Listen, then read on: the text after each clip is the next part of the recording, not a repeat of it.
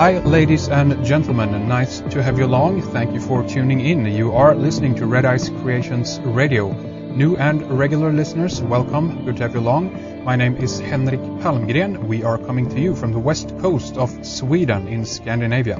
We are here on Thursdays and Sundays doing radio on important and interesting subjects for your consideration. We highlight everything from conspiracy, secret societies, history, religion, to new and emerging technologies, mass control, geopolitics, the occult, space news, spiritual topics, environmental issues, and much more. Our website is redicecreations.com. That's REDICE creations.com. Take a look around, follow along in our daily updated news, and don't miss out on all the material that we have for you in our member section. Video, short films, radio with extended interviews with many of our guests, and much more of that in the pipeline. All information is available on our website. And today we have author Eric John Phelps back with us on the program. He is, of course, behind the book Vatican Assassins. We had Eric with us back in September last year talking about his book, which now it's in is third edition, I think. It's available as a PDF, and it's got an incredible 1,836 pages. His website is VaticanAssassins.org. Go there, take a look at all the articles he's got up there for you, and do get a copy of the book if you're interested in the research that we'll be discussing here today. We're going to begin to talk about the Vatican connection and the potential creation of Islam, and move on from there forward in history to discuss some other connections to the consequent terror fraud, as it were, related to Al-Qaeda and what we've seen after the 9/11 attacks, and look at some of the establishment connections to all of this. So with that, welcome back to the program, Eric. Nice to have you on the program again. Pleasure to be with you, Henrik, and your listeners today. Thank you for coming on. Much appreciated. I want to begin here right at the top, so to speak, and go back about, 14 to 1500 years. And the official story goes that the Prophet Muhammad was receiving revelations from God, and that this was memorized and recorded by some of his companions.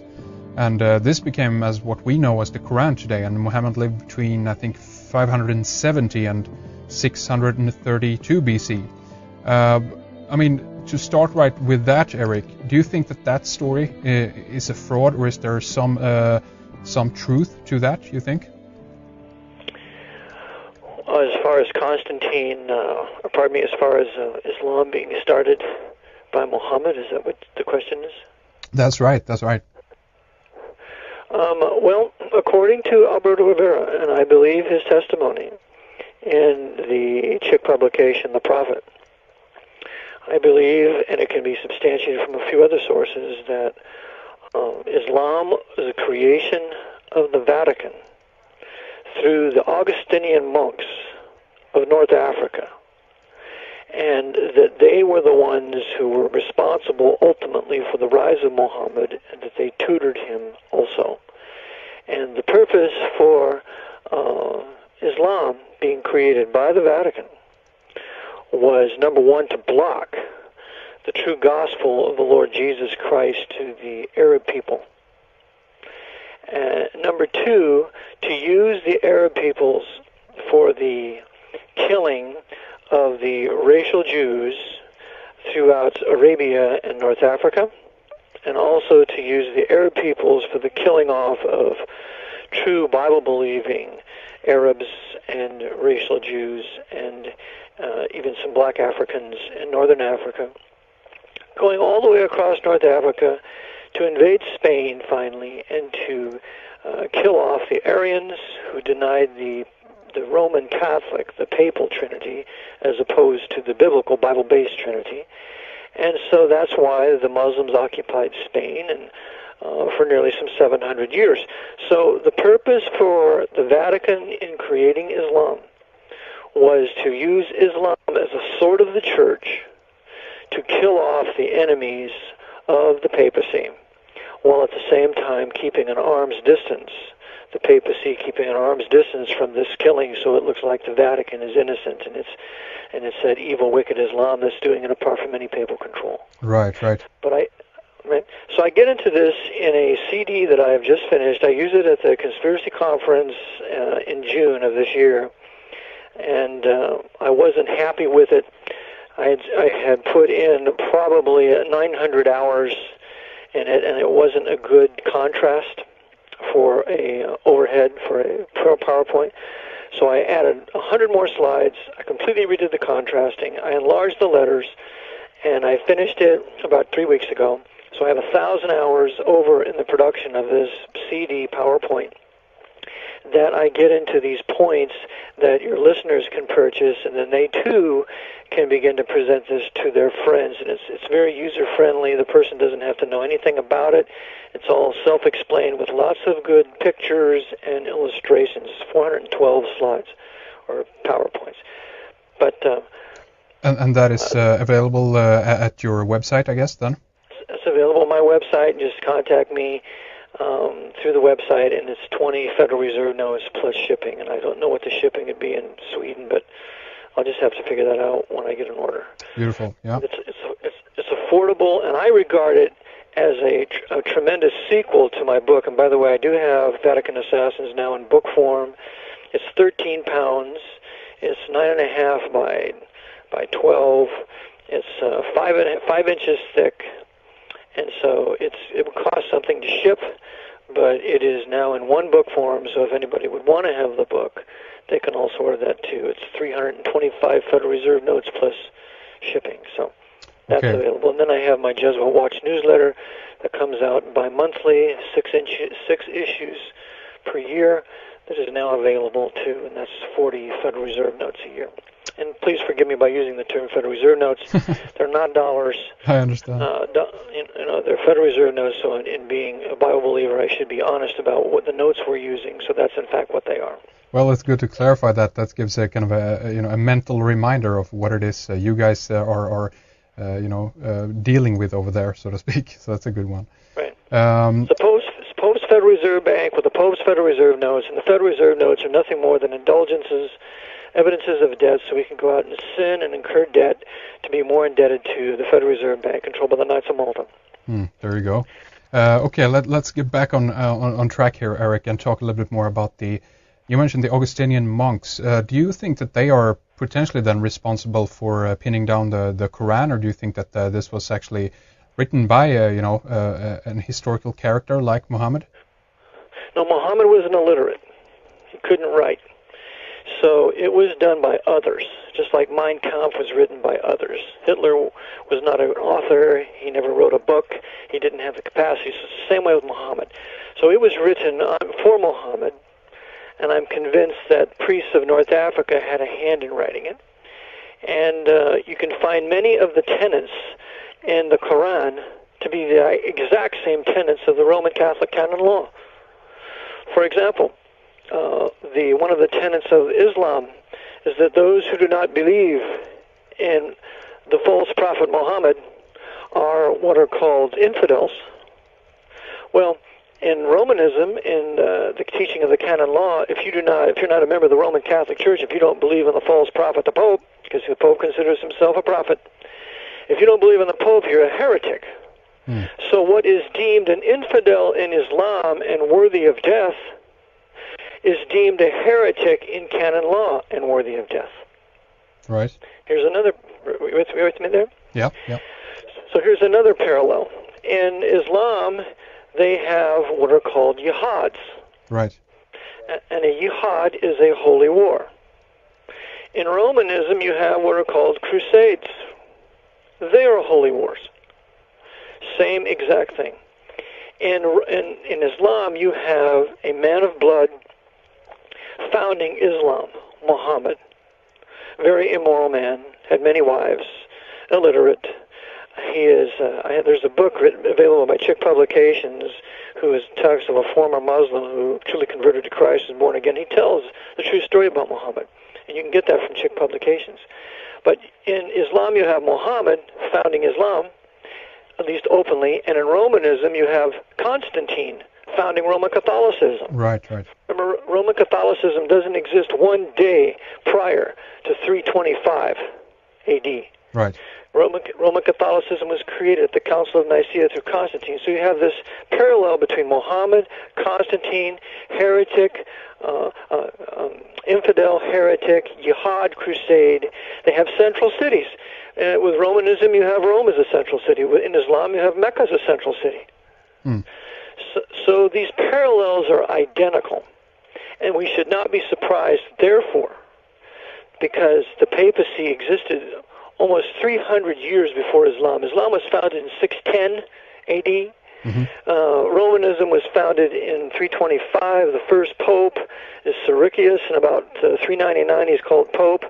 But the first pope to be given universal spiritual power was in 606 with Gregory.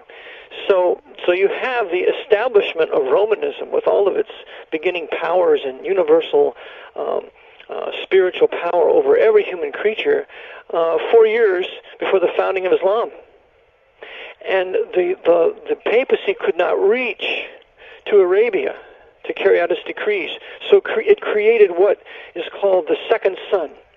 Islam is the second son, really, of the devil.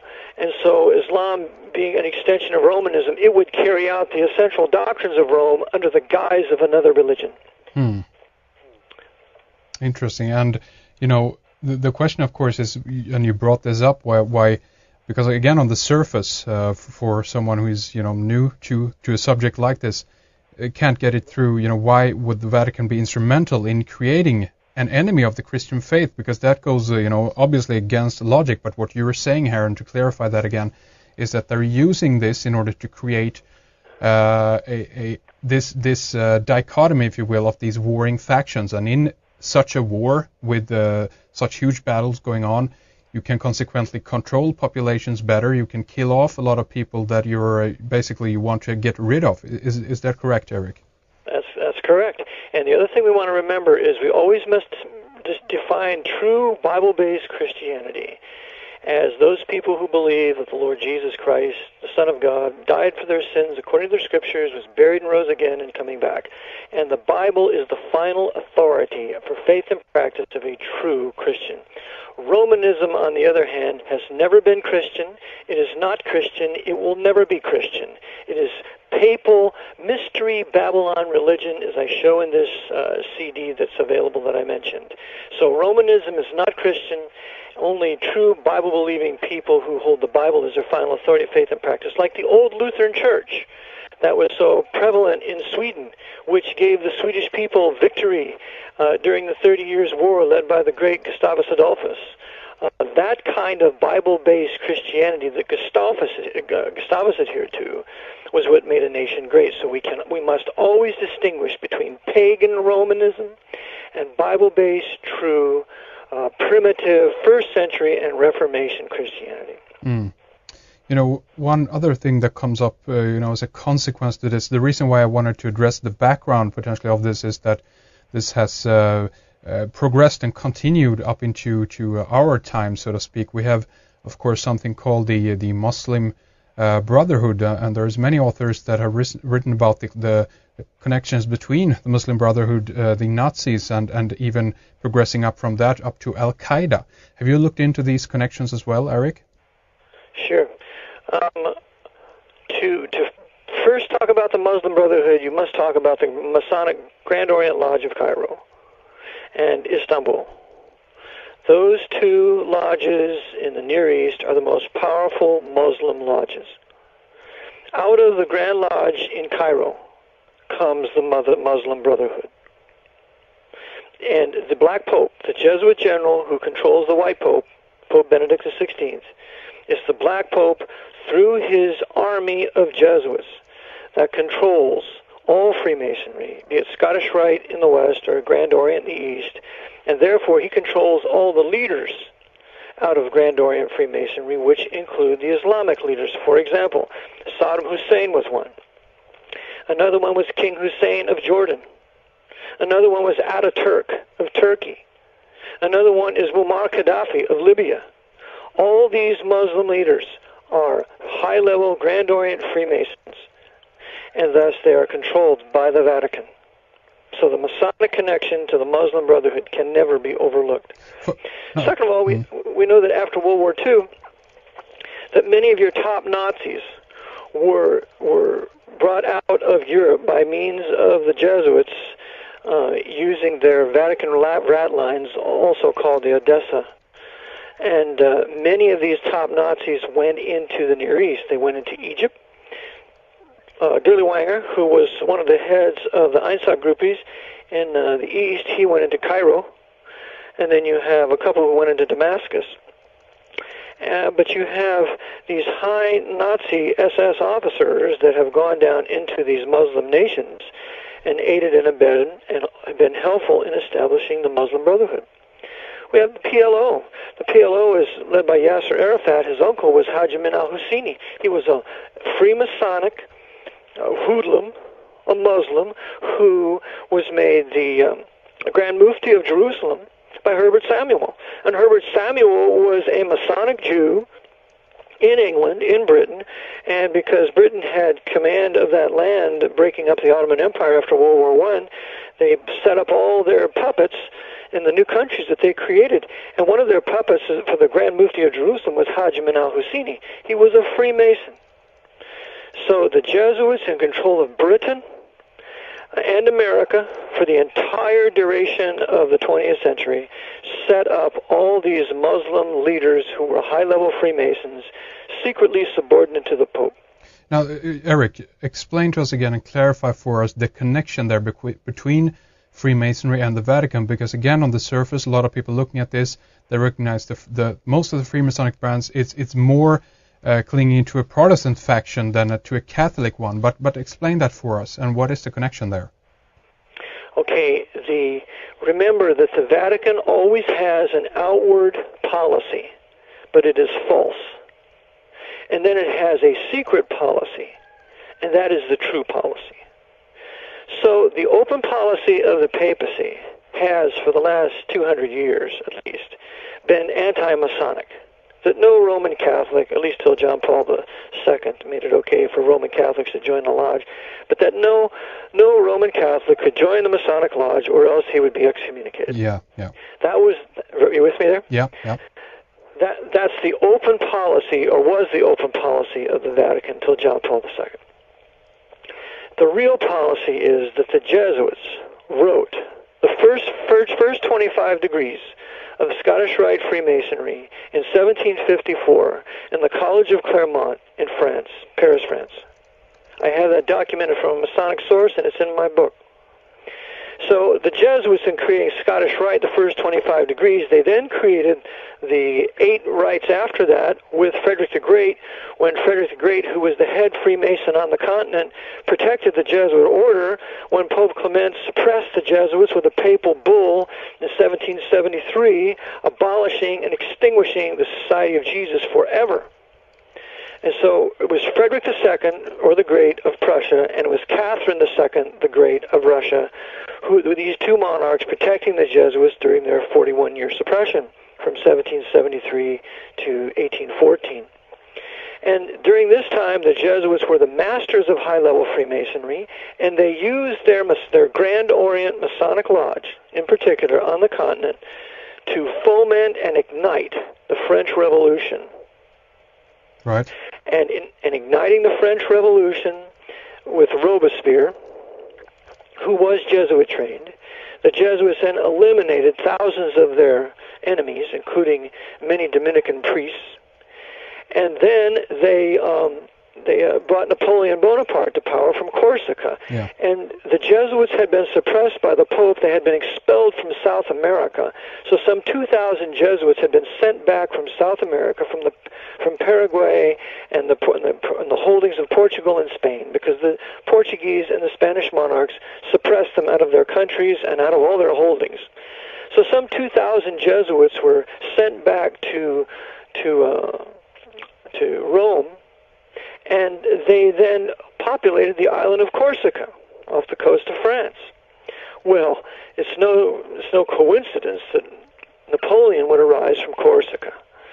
So Napoleon was the great avenger for the Jesuit order in punishing the Roman Catholic monarchs of Europe for suppressing the Jesuits, for punishing the Pope for imprisoning Pius VII for 5 years until he would agree to restore the Jesuit order in 1814. And they also used Napoleon for the destruction of many Protestants in Germany, to destroy the Protestant Dutch Republic in 1806. The Jesuits accomplished many things with their great avenger, Napoleon Bonaparte, only to then ultimately betray him and poison him at St. Helena. But the connection to Freemasonry is this, that Napoleon Bonaparte was a French Grand Orient Lodge Freemason. And his advisor, the second consul on the consulate, was Abbé Sieyès, and Abbé Sieyès was a Jesuit. So all the entire war maneuvers of Napoleon Bonaparte were dictated by Abbé Sieyès. Sieyès was on the Directory, and then he was the second consul on the consulate, the first consul being Napoleon. So this connection of Masonry to the Jesuits is undeniable, and this is also a connection to the popes, Masonic Jewish Labor Zionists, running Israel today, that they too are totally controlled by the papacy, by the Black Pope, through his control of Freemasonry. Very interesting. Yeah, I'm thinking back of the perfect kind of mix or blend, if you will, between Catholicism and Protestantism. I'm thinking of, for instance, the Anglican Communion that they have in the UK. I mean, some of the first United Grand Lodges were actually, if you will, formed at the churchyard of St. Paul's Cathedral, and this was during the time that, and this continues to this day, of course. The British Church, or the Church of England, is what is known as the Anglican Communion. What's your take on that, and is that a merge between the two? Yes, the Jesuits have used Freemasonry to bring back all the Protestant sects. They've done it with the Presbyterians, with the Orange Lodge in Scotland. They've done it with the Dutch Reform, with lodges in Holland. They've done it in England with their Grandmother Lodge in London there. And you see Masonic power all throughout the old city of London. And just as an aside, we cannot forget that the Jesuits have controlled England since no later than King George III, that's 1760. That all the foreign policy of the English government has been pro-Rome, pro-papacy, anti-white Anglo-Saxon Protestant, anti-true British Protestant people since no later than 1760. The United States has been controlled by the papacy since no later than 1860, with the ultimate beginning of the war between the states in 1861. So all the domestic policy and all the foreign policy of the United States, which I call in my book the Holy Roman 14th Amendment corporate fascist socialist communist American empire, created in 1868 on July 28th with the declaring of the 14th Amendment to have been passed. With the creation of this empire, the American empire has been nothing but the hammer of the Pope to subdue all nations to the temporal power of the Pope, with a series of other purposes. So the way that the papacy has brought this about is by using their high Freemasons to run America and their high Freemasons to run England, to ultimately bring all sects back to the papacy. What about this, expansion of the Anglo-American empire? A lot of other authors are looking into this fact that, with the wars, of course, we can take the most recent Iraq and Afghani war that is going on right now. That this is an attempt by the British and American empire, if you will, to try to dominate and control the world. Is that just a front, you think? That's a front. It's the same kind of front that Hitler was accused of. That Hitler wants to conquer the world. He's going to come to America and conquer the world. That Hitler wants to have a 1,000-year Reich. That's all a front. That's all a propaganda lie. That's the open but false policy of the Vatican. The true policy of Hitler was to purge as many Jews out of Europe as possible, was to be involved in the creation or the recreation of the Latin Kingdom of Jerusalem, which we call Israel. And I defend the Jews' right to their land, of course, but I do not defend the government that runs that country. Yeah. And also the purpose of Adolf Hitler was to kill as many heretic Orthodox people as possible. And on the other hand, on the flip side, then, because the Jesuits were controlling Stalin, and Hitler and FDR and Churchill all together, they were all working together. Then towards the end of the war, the Jesuits were going to incite the Red Army to rape, pillage, and plunder the Protestant Prussian people, to the end that Berlin is destroyed. All the Protestant cities of Germany are destroyed. Some 72 cities were bombed to smithereens. And so they were destroying the Lutheran Protestant Prussians and Germans in Germany, as well as destroying as many Jews out of Europe, as well as destroying Rotterdam, destroying as many Protestant cities as possible, the bombing of Hull and Coventry in England.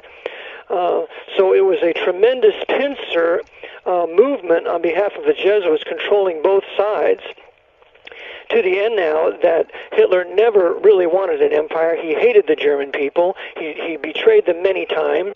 He ordered the bombing of Protestant cities by the Luftwaffe. He also ordered the German people to go down in the underground sewers to evade bombing, only to flood them and drown thousands of them. So Hitler was out to destroy the British people, or the German people, under the guise of creating an empire. Right. Well, the same thing's being done here, under the guise of we're going to make the world safe for democracy. Right. Under that lying propaganda, what is happening is this government in this empire is busy creating the world as the enemy for the American people, particularly the historic white Anglo-Saxon Protestant American peoples. And so that every nation in the world will be our enemy because of this foreign policy of Washington controlled by the Pope. And at the same time, this is not a war of expansion, creating an empire. It's a war of annihilation. It's a war of annihilating the Shia Muslims, because the Shia, in differing between the Sunnis, the leaders of the Shia, or the leader of the Shia, is considered to be infallible. He's considered to be divine. Unlike the Sunni leader, he is considered a mere temporal lord. So there can be no man on the face of the earth that is considered infallible or divine except the Pope. Therefore, we have to destroy the peoples that would seek to make this man and follow this man as though he is divine. I'm thinking about Skull and Bones, George W. the Boy Bush. If he and of course his administration, there's a lot of people behind that guy and so forth. We know that, but do you think that they are just pawns in this game that are kind of willingly playing along? Or do they have full knowledge of that they're actually destroying the empire? Or do you think that they actually, believe that they're helping to rebuild, and strengthen America? No, they have full knowledge they're destroying it. That's why they've shut down all of our oil wells. They've shut down Gull Island on the Aleutian Chain in Alaska. It has more oil than all of Saudi Arabia. There's enough oil for 200 years. They've shut down Prudhoe Bay to us. If we had Prudhoe Bay and Gull Island, we would never need one drop of foreign oil ever again. They've deliberately shut it down, and the master of this topic is Lindsey Williams in his book, The Energy Non-Crisis. So they have deliberately made North America, dependent on foreign oil, specifically Middle Eastern oil, so that trillions of American dollars or Federal Reserve notes can be siphoned off over there for the benefit of the papacy, because one of their goals is the rebuilding of Babylon. There you go. That is very interesting, because of course, many people are looking at the Iraq War that's all about oil, but what you're saying is that also is another ruse. That's another front that people on the first level down into the conspiracy, so to speak, can get trapped within, if you will. Is that right? That's right. This great conspiracy is not economic. It is not political. It is religious. Everything is religion because of the Mystery Babylon religion that is essentially popery.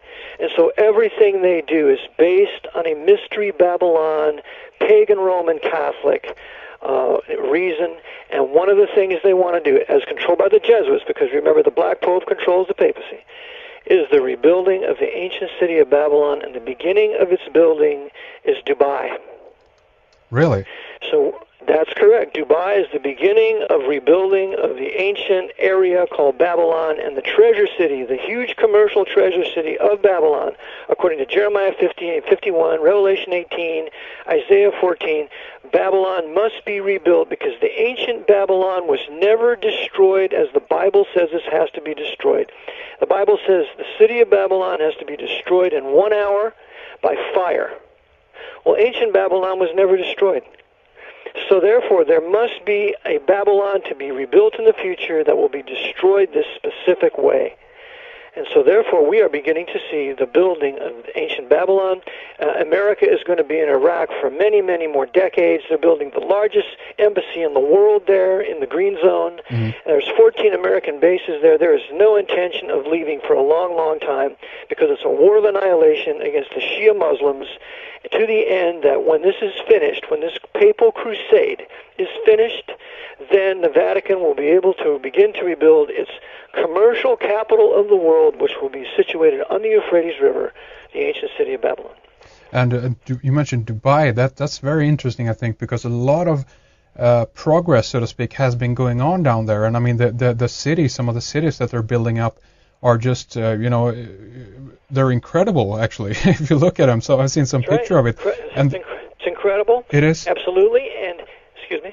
Yeah, no, I was also just going to say that they're building some of the, I don't know if you've seen these, these are like islands they're building right out in the ocean. These are kind of miniatures of the world. This is like a mini map, actually, of the world where you have condos and things on there. It's like a city.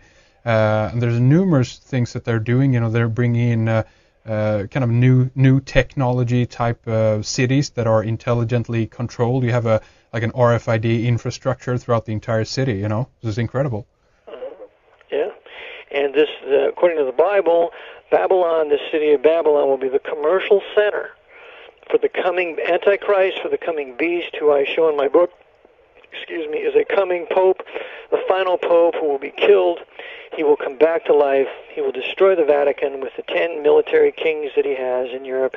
And then he'll not only go down to Jerusalem, to the third temple, and set his image there, which can talk and speak by the power of his false prophet, but he will also go to his treasure city of Babylon, and it is there that will be the universal commercial center where everyone will be commanded to take his name, his mark, or his number. And the control for all of this will be out of the ancient city of Babylon, rebuilt. Interesting indeed. If we talk about the Iraq War and some of the things that have been going on there, one of the things, of course, that is a huge scandal almost a year ago now, or even more, I can't remember, the Blackwater scandal, right? We have I think it's now the former CEO, Joseph E. Schmitz, who of course, has connections to both Skull and Bones and Knights of Malta, as I understand it. Is that correct, Eric? I'm not sure about Skull and Bones. I don't know about that. I haven't seen that, but he is a Knight of Malta. His father was a Knight of Columbus. And so Joseph Schmitz, who is on the board of Blackwater, remember also that he resigned from the Pentagon as an inspector because he was told to investigate Blackwater. So rather than investigate Blackwater, he resigns and he goes to the board of Eric Prince. Right. Eric Prince was a Dutch Reformed. He converted to Roman Catholicism. And so Blackwater is nothing but a 21st century band of crusaders controlled by the Knights of Malta in this crusade against these infidel Muslims, quote unquote, justifying their mass murder. And that's what's going on in Iraq right now. It is a mass murder of men, women, and children who are Shiites, who the Pope has targeted as a threat to his temporal and spiritual power, unlike the Sunnis. In fact, the Sunnis are helping the American military and American government annihilate the Shia. And yet on the front, of course, outwardly in the press, in the media, so forth, Pope Ratzinger, as I call him, is of course denouncing the Iraq war, right? He's telling that all the things that's going on there is horrible. Yet he has these underlings from the Knights of Malta prominently involved in both the invasion and the consequent presence in Iraq. So that's, right. It's a double standard right there, correct? That's right. See, when you examine the facts, you see that the papacy is totally behind it. When you listen to its rhetoric, you know he's a liar, because the Pope is the biggest liar in the world. His lies kill millions of people. And so he is outwardly saying this is not our war. But if he doesn't want the war, all he would have to do is order his Cardinal Secretary of State to make one phone call to the Papal Nuncio in Washington, and that Papal Nuncio make one phone call to George Bush and tell him to end this war, and George Bush would set in motion the machinery to end this war whenever the Pope wants it ended. That's the kind of power the Pope has. Right, right. Furthermore, we know that 9/11 was an inside job. For anybody, any thinking individual to believe that 9/11 was not an inside job, he's not evaluating the facts. Right. And I would strongly recommend for your listeners to review Loose Change #2. But there are many other good presentations on it. But the inside job of 9/11 involved the organized intelligence community of the United States. It all works together. If that's the case, the question is, who was in charge of that organized intelligence community on 9/11? Yeah. And that answer is one man, George J. Tenet. Right. George J. Tenet, as you probably already know, is a member of the Council on Foreign Relations. Yes. The Council on Foreign Relations is America's secret government based out of New York City, begun in 1921, and its overseer is the Archbishop of New York City, today Edward Cardinal Egan. George A. Tenet is also a Knight of Malta. He was educated at the Jesuit School of Foreign Service, founded by Edmund Walsh. Edmund Walsh was the most powerful American Jesuit from 1922 to 1952. He controlled Eisenhower. He controlled FDR. He controlled Truman through the entire duration of the war. Edmund Walsh is the most powerful American Jesuit during this, what I call the Second 30 Years' War from 1914 to 1945. So, and he's also a Knight of Malta. So here we have George J. Tenet. He's a Knight of Malta. He is tutored by the School of Foreign Service started by Edmund Walsh. He is a member of the CFR. He's beloved of the new president of Georgetown University in Washington.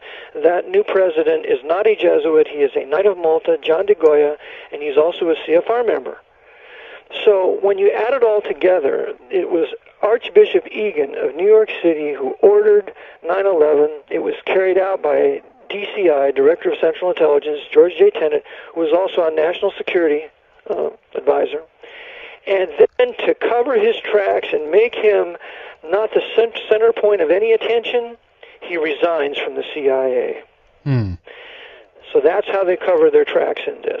So this is a papal crusade started by the Knights of Malta, carried out by the Knights of Malta, and when the Vatican makes John McCain president of this country, his campaign manager at this time is another Knight of Malta.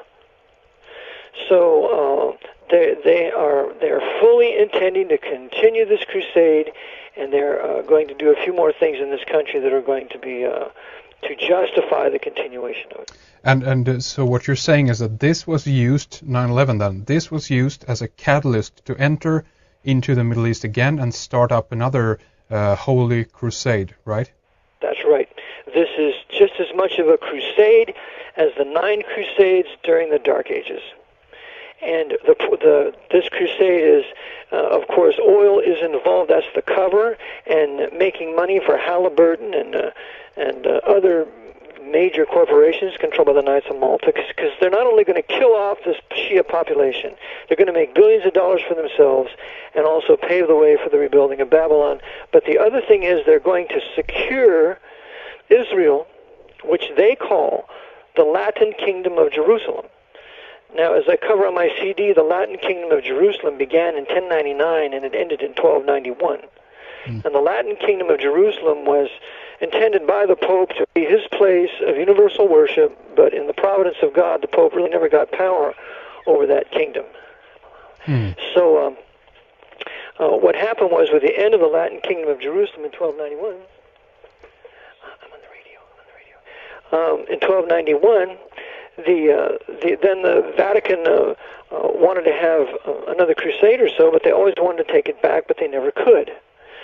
So therefore, during World War I, the Jesuits used the British Empire, the Protestant British Empire, to then destroy the Ottoman Empire, which was aided and abetted by the Ottoman Sultan, Hamid, I believe, V. And they took Jerusalem from the Muslims, and that was the beginning of being able to rebuild the temple there in the Temple Mount, and that was the beginning of reestablishing the post-Latin Kingdom of Jerusalem. So this crusade will kill off many millions of Muslim enemies to the maintaining of the nation of Israel so that the Pope can build Solomon's Temple there on the Temple Mount, as we know that in 1993, the post-Masonic Jewish Labor Zionists deeded the Mount, that holy site, to the Vatican in September. And in December, the Vatican formally recognized the nation of Israel. Right. So that's the purpose for this crusade, I'm totally believe. And the other thing is they're going to bring in tons and tons of gold out of the central banks that they've hoarded away from the people, and they're going to make this third temple an unbelievable eighth wonder of the world. Right, For that to happen, there can be no bombers. There can be no Palestinian bombers to upset the building of this, so all of those people have to be removed. And this is going to be, of course, done or veiled in this disguise that now we have attained world peace, finally. The earth is safe, right? And now a new era begins of 1,000 years of peace for mankind. That's what I kind of see on the horizon. What about you? That's right. That's their propaganda. Right, that's right. And, of course, we can discuss some of the aftermath here again of 9/11 and discuss some of the things that happened in the U.S., of course. We can talk about the chief architect of the USA Patriot Act, Viet Dinh. Tell us about him, Eric. Well, Viet Dinh is a Vietnamese Roman Catholic, and he comes from a noble family in Vietnam, as did President Diem during the Vietnam War. He is also a professor, or an adjunct professor, I believe, at Georgetown University, and he was also a deputy director of the Justice Department, Assistant Attorney General. That's what he was, Assistant Attorney General. And so this guy at Georgetown University writes the Patriot Act of somewhat 200 pages that's immediately in place, ready to be introduced right after 9/11. Right. And not one American congressman read it. Not one. So they passed this thing under the guise of keeping America safe, blah, blah, blah. And now what we have is the real beginnings of the overthrow of our Fourth Amendment right, our Fifth Amendment right, the implementation of fascism, because the Jesuits have sought to bring a fascist military dictator to power here in America since no later than the 1930s. With the quest of John J. Raskob and other Knights of Malta to overthrow quote-unquote FDR and to implement this dictatorship under a dictatorship. Let's talk a little bit about Georgetown University. For people that might not know, this comes up, again and again in your work. Definitely in Vatican Assassins, we see people that attend this university and go there and teach there and so forth. Does this, if someone goes to Georgetown University or teaches there, does that automatically mean that person, is a Jesuit or endorse that particular theology / philosophy, or even is of Catholic stock? Generally, not necessarily. Most of the people that go there think they're just getting a good education, which is true. But those on the faculty, they know the power of the Jesuit order, and if they have watched what's going on, know the direction of things, and they also know that the President, Supreme Court justices, powerful senators and congressmen all meet at Georgetown University on a regular basis to discuss foreign policy, domestic policy, and so on. So it doesn't take a real bright individual to see, if they're a professor, that Georgetown University is the capital of the United States. It's only some 4 miles away from the Capitol Hill. Yeah. So the Jesuits control all foreign and all domestic policy from the West Wing of the White House, added by the Roosevelt conspirators, and then that foreign policy is dictated by the Jesuits from Georgetown as fine-tuned by their think tank called the Council on Foreign Relations. That's how the American government runs. Right. And, I think we need to begin to round things up here for this segment. I want to again ask you to give out your website address so people know how they can get a copy of your book, either in ebook form or the hardback, I guess. And also tell us again about that PowerPoint CD that you have available for people. Yes. Okay, to get the CD, the book CD, the ebook, it's 40 Federal Reserve notes plus shipping, and that's 1,836 pages that you can view on a computer, or you can get the book. We printed 100 of them. We have about 40 of them sold, so we have about 60 more to go. Depending on how it sells will depend on whether or not I print any more of them. And you can get the book for 325 Federal Reserve notes plus shipping. And then you can also get the PowerPoint CD. Now, for your listeners in Sweden, I think the book's a waste of money, because all you got to do is get the CD, and then you can take the CD to your own printer in Sweden and have them print it out, and you would pay less for them to print out the book than you would have to pay for buying the book and shipping it to Sweden. So I would recommend get the CD for only $40, then print it out in book form, then you have the book, and then you get the PowerPoint CD for $20, and then that brings you up to snuff as far as Romanism being Mystery Babylon religion, Romanism's control of Islam, the Inquisition, the starting of the Jesuits controlling Bohemian Grove, all the way to this present crusade, the purposes for Islam, the Jesuits' intent for the destruction of the Orthodox people like Serbia.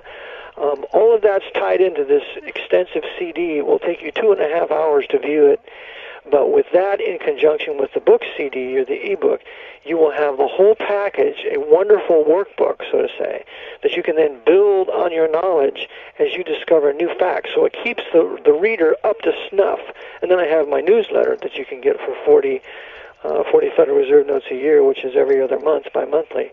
And then I'll have pictures and new articles and feature certain men of power and politics that are controlled by the Jesuits, so we can understand where they are going and what they desire to do.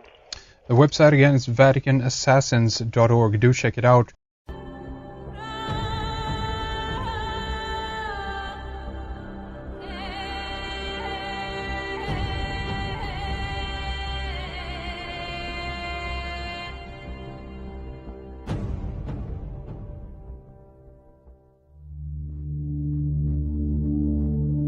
What I'm going to tell you is what I learned in secret briefings in the Vatican when I was a Jesuit priest under oath and induction. A Jesuit cardinal named Augustine B. showed us how desperately the Roman Catholics wanted Jerusalem at the end of the 3rd century. Because of its religious history and its strategic location, the Holy City was considered a priceless treasure. A scheme had to be developed to make Jerusalem a Roman Catholic city. The great untapped source of manpower that could do this job was the children of Ishmael. The poor Arabs fell victim to one of the most clever plans ever devised by the powers of darkness. Early Christians went everywhere with the gospel, setting up small churches, but they met heavy opposition. Both the Jews and the Roman government persecuted the believers in Christ to stop their spread.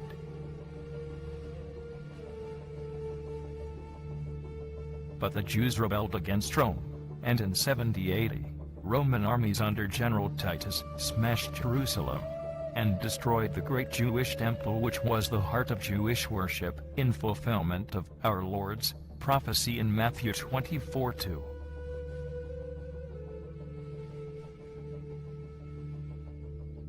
On this holy place today where the temple once stood, the dome of the Rock Mosque stands as Islam's second most holy place. Sweeping changes were in the wind.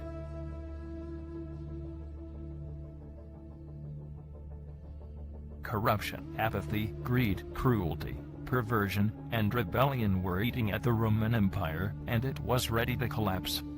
The persecution against Christians was useless, as they continued to lay down their lives for the gospel of Christ. The only way Satan could stop this thrust was to create a counterfeit Christian religion, to destroy the work of God. The solution was in Rome. Their religion had come from ancient Babylon, and all it needed was a facelift. This didn't happen overnight, but began in the writings of the early church fathers.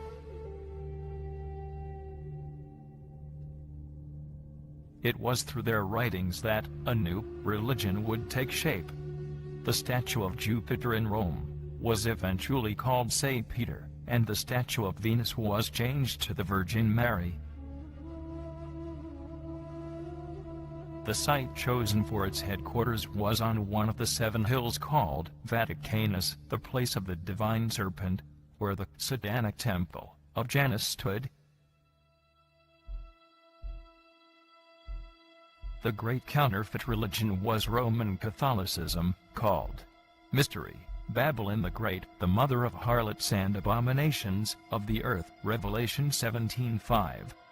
She was raised up to block the gospel, slaughter the believers in Christ, establish religions, create wars, and make the nations drunk with the wine of her fornication, as we will see. 3 major religions have one thing in common: each has a holy place, where they look for guidance.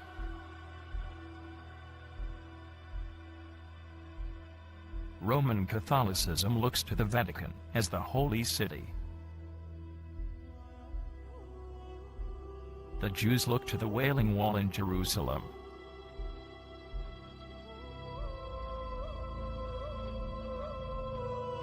And the Muslims look to Mecca as their holy city. Each group believes that they receive certain types of blessings for the rest of their lives for visiting their holy place. In the beginning, Arab visitors would bring gifts to the house of God, and the keepers of the Kaaba were gracious to all who came. Some brought their idols and, not wanting to offend these people, their idols were placed inside the sanctuary. It is said that the Jews looked upon the Kaaba as an outlying tabernacle of the Lord with veneration, until it became polluted with idols. In a tribal contention over a well, Zamzam, the treasure of the Kaaba, and the offerings that pilgrims had given were dumped down the well, and it was filled with sand, it disappeared. Many years later Abu Talib was given visions telling him where to find the well and its treasure. He became the hero of Mecca, and he was destined to become the grandfather of Muhammad. Before this time, Augustine became the Bishop of North Africa, and was effective in winning Arabs to Roman Catholicism, including whole tribes. It was among these Arab converts to Catholicism that the concept of looking for an Arab prophet developed.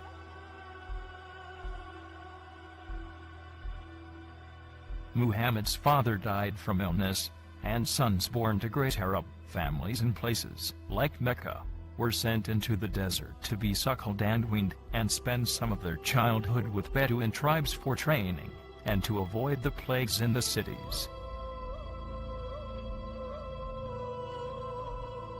After his mother and grandfather also died, Muhammad was with his uncle, when a Roman Catholic monk learned of his identity, and said, "Take your brother's son back to his country, and guard him against the Jews, for by God, if they see him, and know of him that which I know, they will construe evil against him. Great things are in store for this brother's son of yours."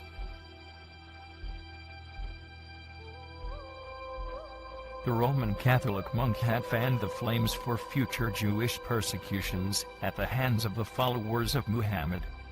The Vatican desperately wanted Jerusalem because of its religious significance, but was blocked by the Jews.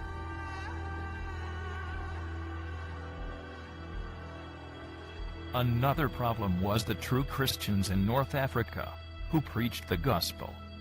Roman Catholicism was growing in power but would not tolerate opposition. Somehow the Vatican had to create a weapon to eliminate both the Jews and the true Christian believers who refused to accept Roman Catholicism.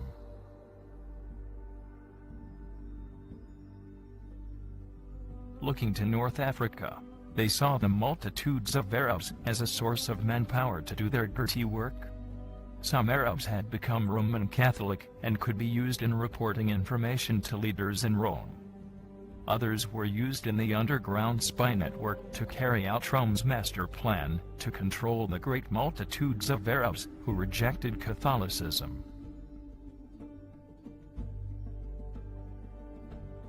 When St. Augustine appeared on the scene, he knew what was going on. His monastery served as bases to seek out and destroy Bible manuscripts owned by the true Christians. The Vatican wanted to create a Messiah for the Arabs, someone they could raise up as a great leader, a man with charisma, whom they could train, and eventually unite all the non-Catholic Arabs behind him, creating a mighty army that would ultimately capture Jerusalem for the Pope. In the Vatican briefing, Cardinal B told us this story. A wealthy Arabian lady, who was a faithful follower of the Pope, played a tremendous part in this drama. She was a widow named Khadija. She gave her wealth to the church and retired to a convent, but was given an assignment.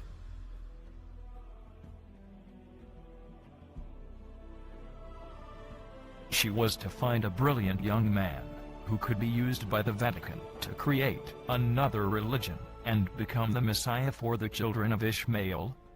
Khadija had a cousin named VATICAN, who was also a very faithful Roman Catholic, and the Vatican placed him in a critical role as Muhammad's advisor. He had tremendous influence on Muhammad. Teachers were sent to young Muhammad, and he had intensive training. Muhammad studied the works of St. Augustine, which prepared him for his great calling. The Vatican had Catholic Arabs across North Africa spread the story of a great one who was about to rise up among the people and be the chosen one of their God.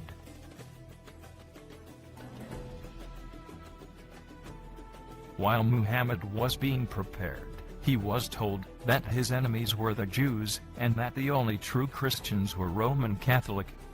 He was taught that others, calling themselves Christians, were actually wicked impostors and should be destroyed.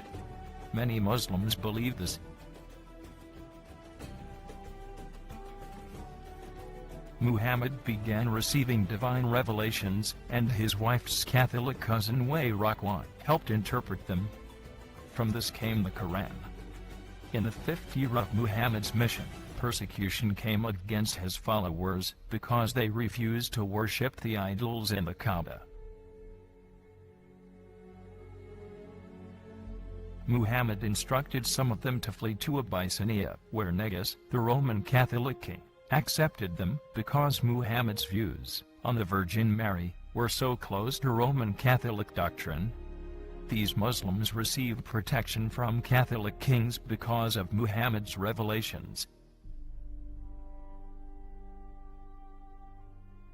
Muhammad later conquered Mecca, and the Kaaba was cleared of idols. History proves that before Islam came into existence, the Sabaeans in Arabia worshipped the moon god, who was married to the sun god. They gave birth to 3 goddesses, who were worshipped throughout the Arab world as daughters of Allah. An idol excavated at Hazar, in Palestine, in the 1950s, shows Allah sitting on a throne with the crescent moon on his chest.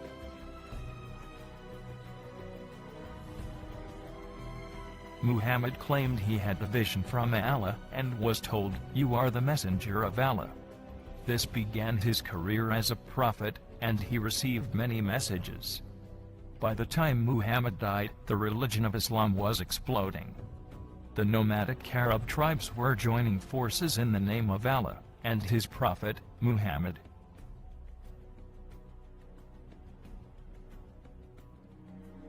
Some of Muhammad's writings were placed in the Quran, others were never published.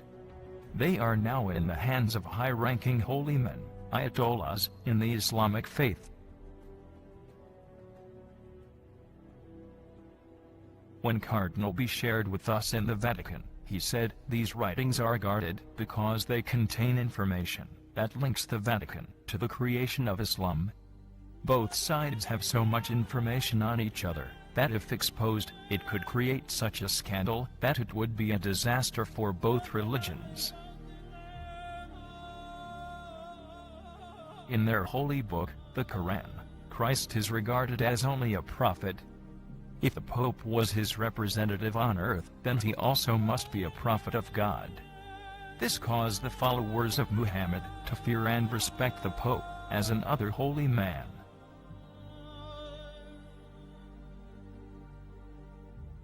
The Pope moved quickly and issued bulls, granting the Arab generals permission to invade and conquer the nations of North Africa. The Vatican helped to finance the building of these massive Islamic armies in exchange for 3 favors. 1. Eliminate the Jews and Christians, true believers, which they called infidels. 2. Protect the Augustinian monks and Roman Catholics. 3. Conquer Jerusalem for His Holiness in the Vatican. As time went by, the power of Islam became tremendous. Jews and true Christians were slaughtered, and Jerusalem fell into their hands. Roman Catholics were never attacked, nor were there shrines during this time. But when the Pope asked for Jerusalem, he was surprised at their denial. The Arab generals had such military success that they could not be intimidated by the Pope. Nothing could stand in the way of their own plan. Under Wayrakwa's direction, Muhammad wrote that Abraham offered Ishmael as a sacrifice. The Bible says that Isaac was the sacrifice, but Muhammad removed Isaac's name and inserted Ishmael's name. As a result of this and Muhammad's vision, the faithful Muslims built a mosque, the Dome of the Rock, in Ishmael's honor, on the site of the Jewish temple that was destroyed in 70 AD. This made Jerusalem the second most holy place in the Islam faith. How could they give such a sacred shrine to the Pope without causing a revolt? The Pope realized what they had created was out of control when he heard they were calling His Holiness an infidel. The Muslim generals were determined to conquer the world for Allah, and now they turned toward Europe. Islamic ambassadors approached the Pope and asked for papal bulls to give them permission to invade European countries.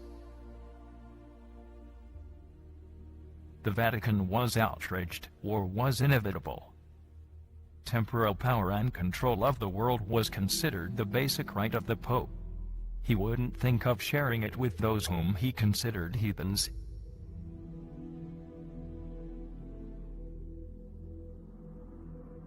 The Pope raised up his armies and called them crusades, to hold back the children of Ishmael from grabbing Catholic Europe. The crusades lasted centuries and Jerusalem slipped out of the Pope's hands. Turkey fell and Spain and Portugal were invaded by Islamic forces.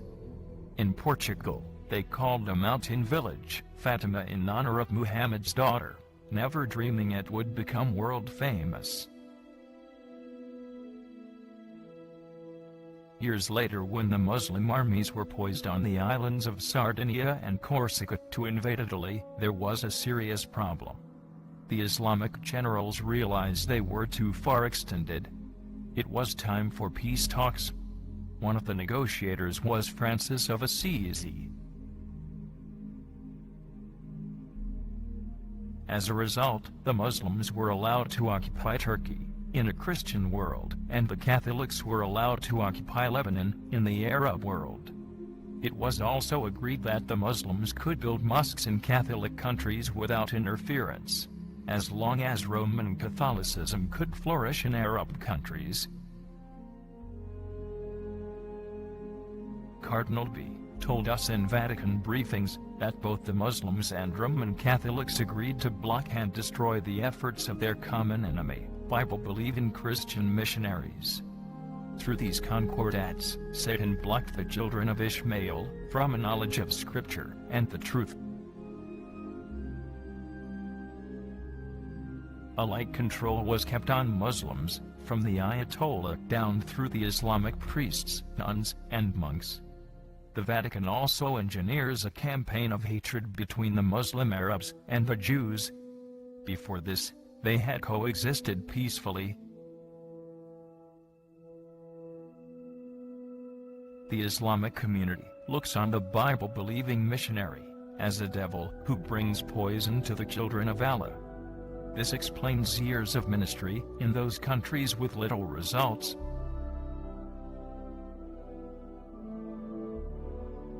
The next plan was to control Islam. In 1910, Portugal was going socialistic.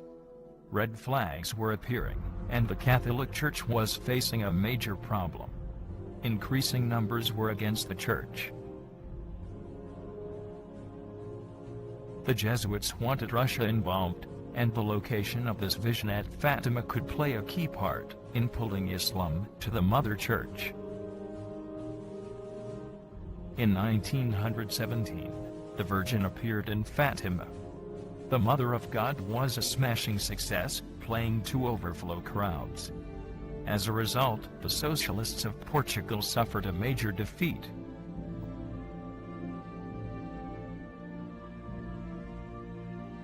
Roman Catholics worldwide began praying for the conversion of Russia, and the Jesuits invented the novenas to Fatima, which they could perform throughout North Africa, spreading good public relations to the Muslim world. The Arabs thought they were honoring the daughter of Muhammad, which is what the Jesuits wanted them to believe. As a result of the vision of Fatima, Pope Pius XII ordered his Nazi army to crush Russia and the Orthodox religion, and make Russia Roman Catholic.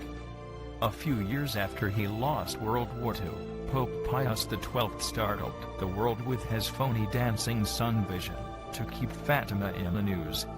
It was great religious showbiz, and the world swallowed it.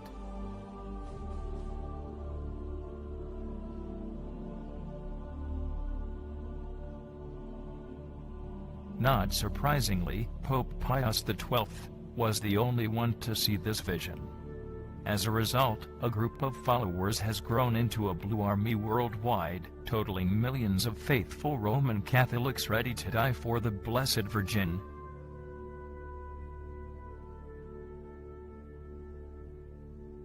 But we haven't seen anything yet. The Jesuits have their Virgin Mary scheduled to appear 4 or 5 times in China, Russia, and a major appearance in the Americas. What has this got to do with Islam? Note Bishop Sheen's statement.